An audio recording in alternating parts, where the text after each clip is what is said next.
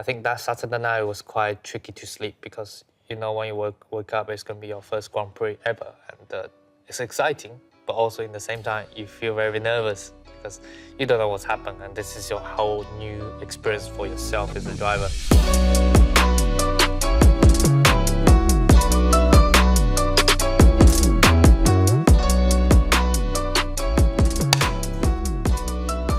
So the first and most important question is, what kind of animal would you be and why? For me, I think if I have to choose, I will probably go for a tiger. Yeah? Just because it's firstly very aggressive and also like, you know, it can suffering alone for a very long time and it has the power attacking, you know, things like that. I think it's related quite a lot with what I'm doing, so with racing. So Tell me about your most unusual talent or like party trick or something. I'd probably say I'm not so bad at rapping, so like rap music and yeah.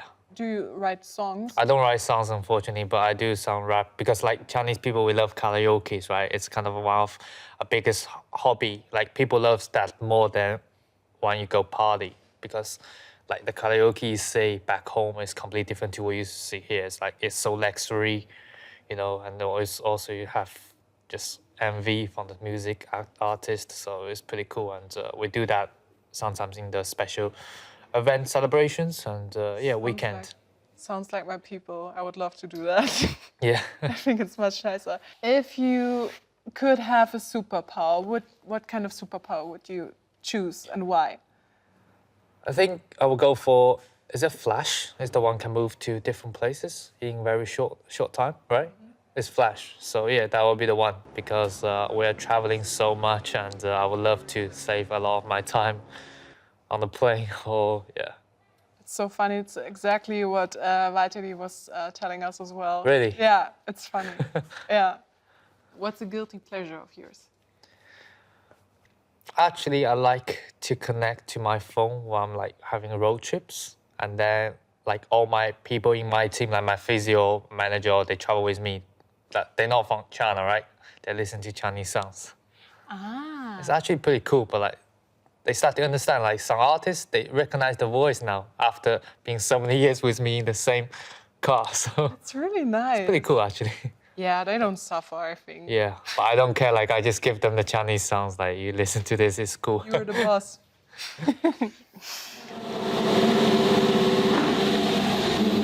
If you could choose a song or an album or something, or what would you listen to if you could listen to something while racing? While racing? That's a good question. I have a lot of songs maybe I listen to, maybe not racing, but it's a Chinese one, so I'm gonna say it loud, but it's 别怕变老. It's just a story about this person, you know, it's about just very energy. The word he's putting and also his voice is just so amazing. Can you walk us through the moment when you are on the grid and how does it feel? Like, what's going on in your head?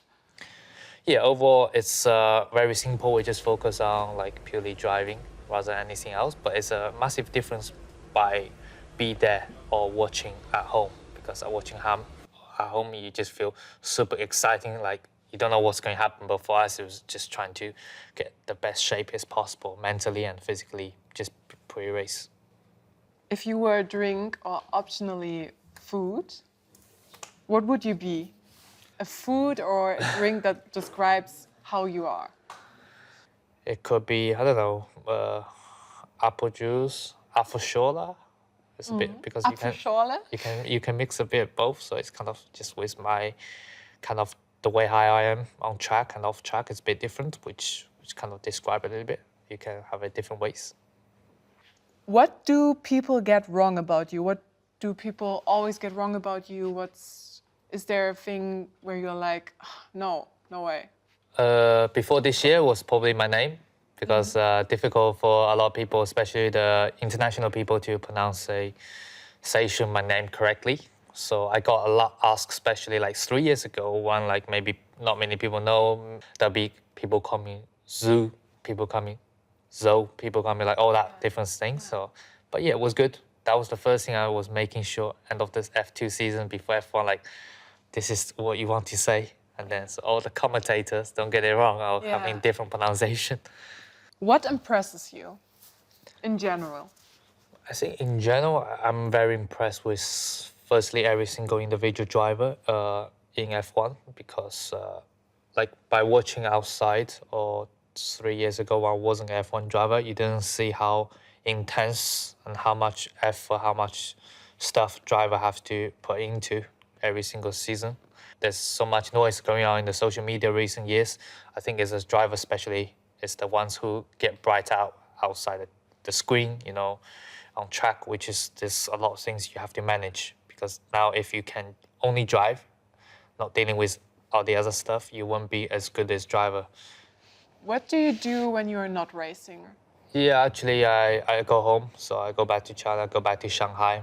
Most of my summer, you know, shutdown or the winter break over the Christmas, which because I don't get a lot of time home, and just great to be back there. You know, there's all things you can do. You know, from Shanghai, it's a massive city with just huge stuff in whatever you want to achieve or you want to do a bit to see your friends, visiting your family again. So I try to stay there, and of course, staying away from the social media. I want to enjoy as much as I could. So I don't actually get people updated of what I'm doing or what I'm having fun on the beach or something like that. I'm just purely enjoying my life for holidays. When you could travel back in time to another age of yours, what age would you choose and what would you say to yourself? To be honest, I'd probably go back to when I was maybe 16 years old, 17 years old. Because like that's where at my Formula 3 period, I had 3 tough years before F2 became a lot more success. So I think we didn't make the best choice of like exactly where we was going. So I think that was the 3 years or tough years for me to digest because it's the year I felt the dream of becoming a Formula One driver in the future is getting less chances. But then, yeah, I'm just thankfully, you know, the most important step, which is Formula 2, I made it work. I made the best of myself possible to make it shine in front of everyone and get the opportunity to become my F1 driver. I would love to know that. Is there ever a time you can't sleep before a race? In general, I can, but I'd probably say the recent one might be the first race weekend I did, all the way back in Bahrain 2 years ago. I think that Saturday night was quite tricky to sleep because you know when you wake up, it's gonna be your first Grand Prix ever, and it's exciting, but also in the same time you feel very nervous because you don't know what's happened, and this is your whole new experience for yourself as a driver. That was probably the reason why I couldn't sleep. But after that, I've been okay. What do you feel physically when you're racing? Can you walk us through sensations in your body? Yeah, I mean it's let's say it's very unique sports that it applies very specific muscle strength, especially firstly talking about the neck. You know, the G force you have over a lap is kind of it's going to be a 5G, but then you are doing for 2 hours constantly 5G. But 5G, for example, is kind of having a 20 kilos, like you know, the bench press weights, and it's hitting you into the corner opposite direction. So if you're turning right, it's kind of having that G force want to force your neck on the other way. So for a normal person, your neck will be just wobbling all the time all over the place. But for us, we're well trained, not just the gym, just for since a young kid, you know, you're gradually from F4 to F1, you continue to train that. I think a lot of people heard that we are consistently 150, 160 heart rate, and that's kind of what people are doing, you know, over a marathon. So things like that, it's like you need time, you need to be making sure you're well fitted enough in different conditions. So. How do you deal with the pressure? Because you are dealing with a lot of pressure. The pressure is really the way you find inside your own system because everyone have different pressure. And for us, of course, there's pressures from your team, pressures from yourself, and pressures from outside.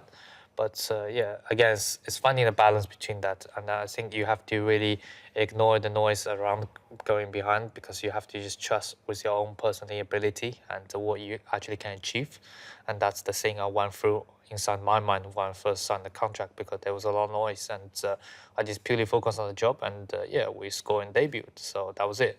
That was the turning round point. So since then, yeah, I kind of just find a way how to deal with all that stuff. But you're going to have tough moments where you do things maybe not extremely well, and mistakes, but then you just have to accept it. You know, if it's your mistake, you just say it's yours, and then to be very transparent about it. That's the only way can makes you a stronger mindset driver.